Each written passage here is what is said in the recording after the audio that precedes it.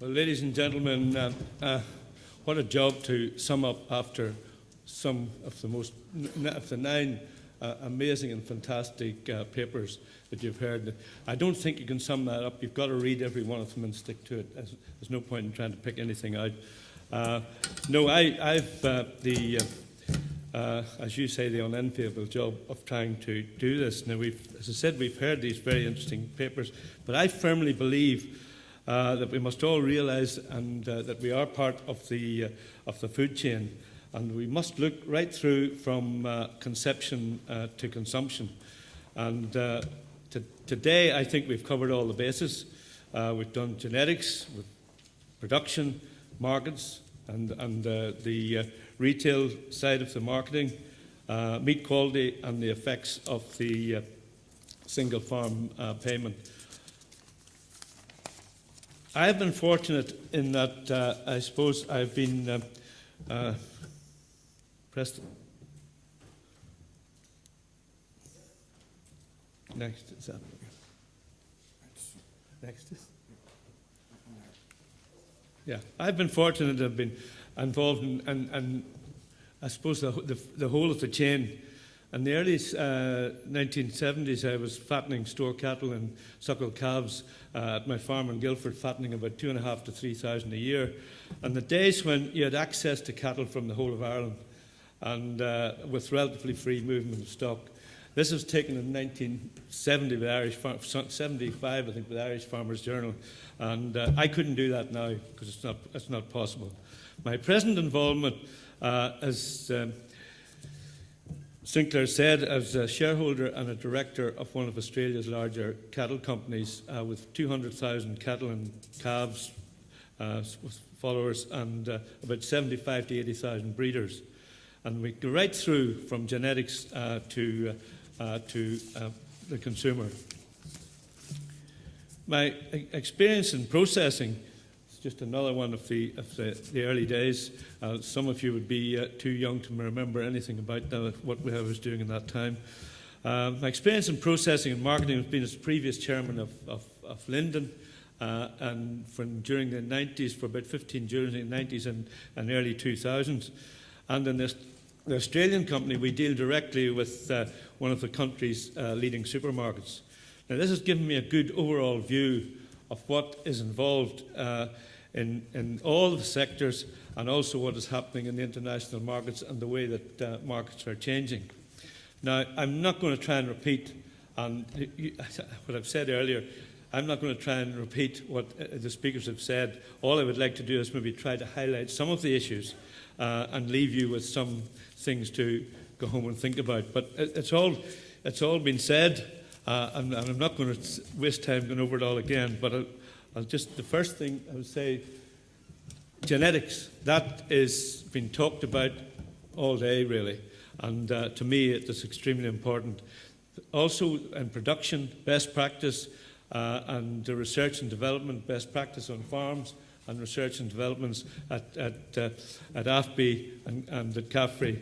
And finally, the other, which is the most important probably of the lot, is producing for the market and realising what the market is. And genetics,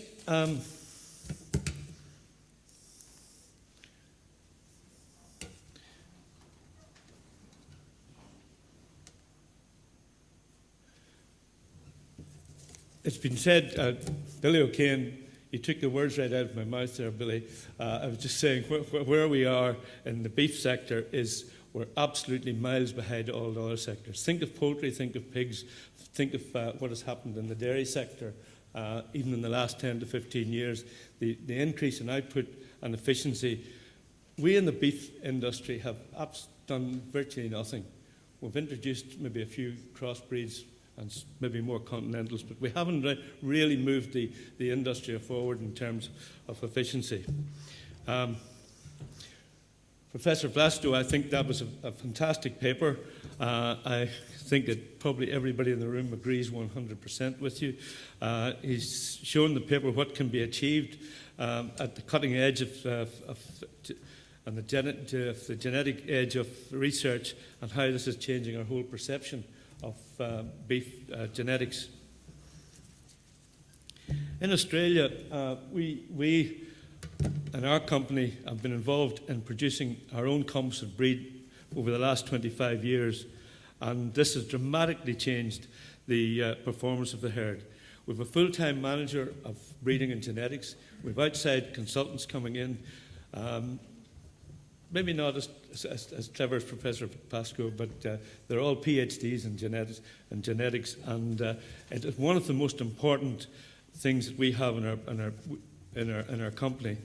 We are right now, right up in the last couple of years, the amount of research and money that we're spending, and the analysis of DNA testing, performance testing, using genomics in terms of gene markers. Where there's 50. A few years ago, when I was first involved, we thought about 15 markers or traces. We're now looking at 50,000 gene markers and working back and doing DNA testing on all our stud cattle to try and get the improvements that we were talking about. And it's absolutely essential that we go for this latest technology if we're going to move the industry forward. Now, Stephen told us what he's doing at Hillsborough with the Bovis programme. I think this is fantastic potential for analysing the data from our meat plants and moving us forward. He should be able to find where the best genetics exist. Let's say we take the top 25% of the cattle going through in terms of, he should be able to know a live weight gain, the quality of the meat, and let's say we can find that out. We're doing exactly this with our cattle in Australia. Top 25%, where's the genetics there? Bring that back and let's then feed that out through AFBI and CAFRI and out to the industry. We still, as Stephen quite rightly said, we require sire recording. There's a certain amount of it at the moment, but not enough. But that would just give us one giant leap forward if we did this. Just a few quick.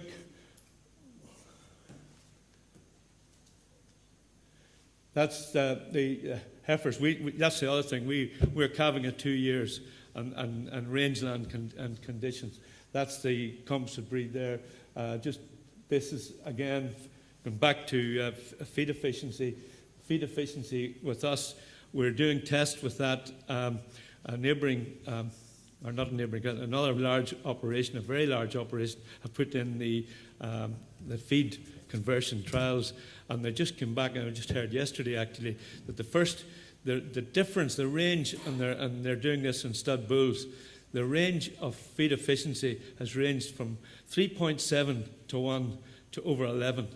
That's the first results we've had, and I think that's just unbelievable that there's such a range. And I think you were saying a bit the same from some of the seed efficiencies too, Stephen. We're going for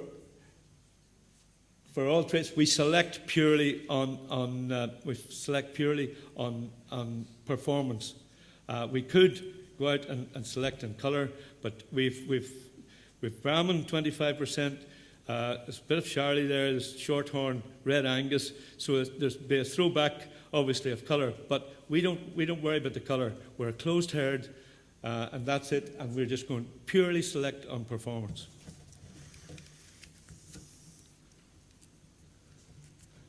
Now we've had excellent information from Stephen and Francis and Sam on the production. We must share our information, and we must work together as a team. Sorry,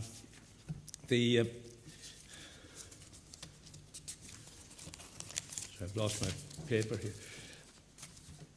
When you see what's happening at Hillsborough, you see what Sam's achieving. You see what the work that has been done and the research and analysis of different systems, and you see what the best practice from the focus on benchmarking farms, to think that they actually raised their gross margin in 3 to 4 years by about 45%. You know, that's the type of cooperation that we must have.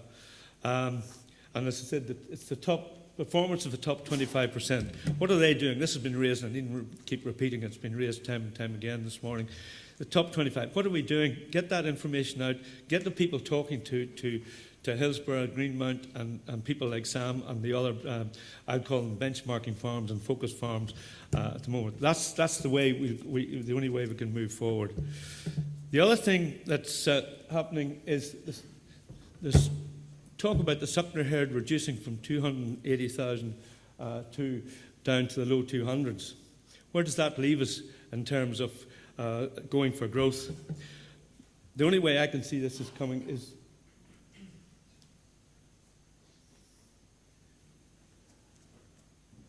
beef from the dairy herd.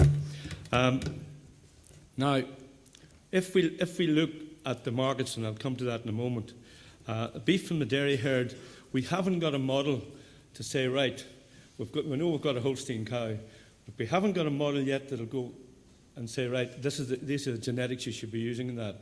Now, I'm not saying it should be this sort of a bull or that sort of a bull. The point is, there's a bigger variation within breeds than there is between breeds. But we should be able to find out the genetics to go forward and get beef from the dairy herd. We have a great resource there, and the dairy cow herds going up after the retention for replacements in the dairy herd. We have a great resource there to move forward, and I think it's the only way that we're going to really get the numbers up again. What I would like to see too is, and this was mentioned just very briefly, we should be coming along with a recommendation and saying this is a genotype of animal that you need. You know, if you're a less favoured area and hill cow, this is the sort of cow you should be using. This is the sort of genetics you should. We know basically from Sam what can be achieved in the lowland, but there are two distincts, and we should be coming out there and saying this is what is required. And I just put that up there to say that in the production, I'm talking about part of the food chain. Our feed mill now, the one before that produces 50,000 tonnes of meal a year, or feed a year, with 20,000 of capacity, 60,000 go through the feedlot each year. 700 to 800 go off each week, every Tuesday morning for 50 weeks of the year. Like peas in the pod, steers 375, heifers 275, but that's been part of the supply chain, and I just want to bring that one up. I just, for your interest, it costs us, including me standing here, 92 pence a kilo to put live weight on an animal. So that's the competition. Right, the markets, UK and Ireland, or UK and Europe. The Colonel said that's it's fairly flat, a sophisticated market. Provenance of the animal is important, and there's not an awful lot of growth there. But the main growth is going to be in the world, particularly in the Far East and Asia. It's been mentioned before, you've seen the graphs, you've seen the figures. Asia, and China in particular, but also Indonesia, Vietnam and the Philippines, they are growing and they've got a fantastic appetite for beef, thank goodness. It's just great to see it. And for example, the exports from Australia in the last 5 years went up 3,200%. And the first quarter of this year compared with the first quarter of the year before, it went up 600%. That's the way these people are starting to eat, and it's great to see it.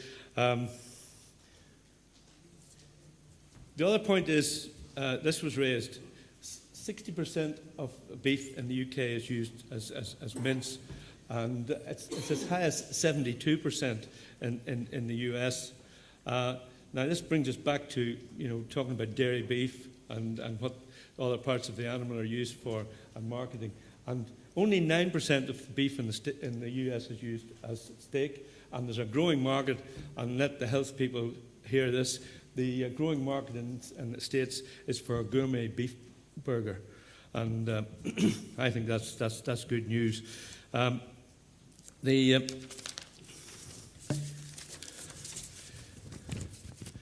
importance, of course, of the whole side of the mince, or as the Americans call it, ground beef, is the fact that it's the convenience, the food service industry, ready meals, takeaway meals, and so on. That is increasing, and that is part. But there's getting back to the quality that we heard about the difference in the quality of meats. If this is coming from a dairy herd, it doesn't matter, because it's we've got mince and mince. There's mince from Sam's cattle, and there's mince from a 9-year-old crack cow, and there's two different products. But there's a fantastic growth area here in the area of I said, ready meals. I'm aware, Chairman, if the time is moving on. I thought the interesting comments from Tom and Tesco, value, convenience, and so on. Very aware of the changing markets and the way that should, the way that we've got as producers realise this. Just on the beef from the dairy herd one, if there's a growing market in mince, particularly to manufacturing beef in the Far East, at this stage they're looking for a lot of manufacturing beef and Greece. As wealth goes up, they'll go for better cuts. But in the meantime, they're going for this manufacturing beef and steak, and they have a long way to go. And you'll see this one here. This is the market at the moment, and I can't see anything but a big upward trend to move away from that to this here. That's I thought at the end of the day, when you're all getting when you're all getting sleepy, that might just waken you up a little bit. But could I just say to the organisers, thank you for organising such a very good conference with such good speakers. But the one thing we must work.